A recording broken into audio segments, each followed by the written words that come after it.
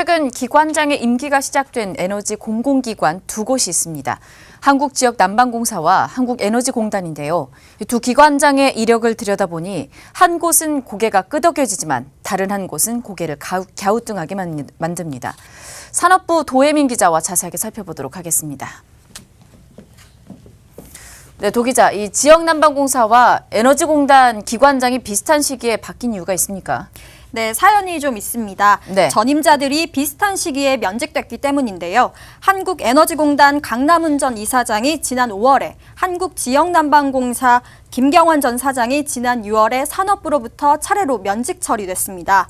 두 사람 모두 이명박 정부 당시 자원외교 실무자로 알려져 있는데 임기를 1년 이상 앞두고 자리에서 내려왔습니다.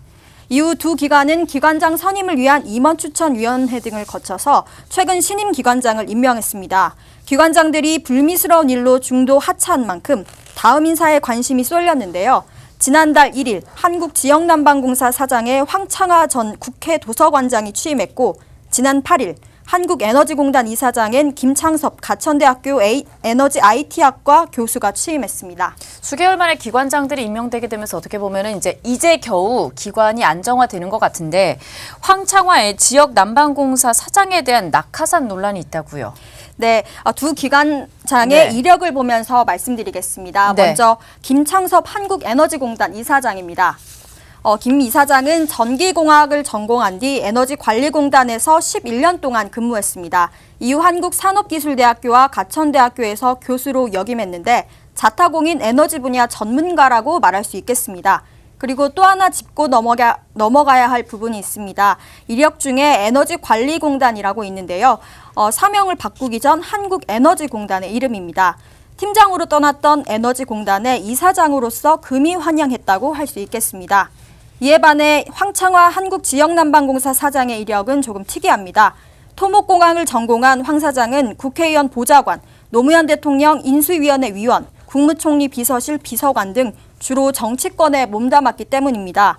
더욱이 황창화 사장은 지난 2016년 20대 총선 당시 더불어민주당 소속으로 출마했다 낙선한 바 있는데요. 이렇게 전문성과는 거리가 먼 이력 때문에 황창화 사장에 대한 낙하산 의혹이 제기되고 있습니다. 지역 난방공사를 소관기관으로 둔 국회 산업통상자원 중소벤처기업위원회 국정감사 때도 이 같은 비판의 목소리가 나왔습니다. 황창화 지역난방공사 사장의 경우에는 관련 경험이나 경력이 거의 없는 인물로서 자격이 없는 인물을 임명한 것이라고 생각합니다. 또 황창화 사장은 지난 20대 총선 때 더불어민주당 소속으로 출마를 하기도 했는데요. 다음 총선 때 또다시 출마를 한다면 지역난방공사 사장직은 또다시 공석이 될지도 모릅니다. 한마디로 한국지역난방공사를 위한 인사가 아니고 소위 전형적인 캠코더 인사입니다. 네. 마지막에 이제 캠코더 네, 인사라고 네네, 그렇죠. 말을 했는데 문재인 대통령 캠프 출신 그리고 코드가 맞는 사람 그리고 더불어민주당 출신 의원을 말하고 있습니다. 네, 한국지역난방공사 입장에서는 좀 기관장이 자리에 앉자마자 이런 논란이 나타나게 돼서 약간은 당혹스러울 것 같아요.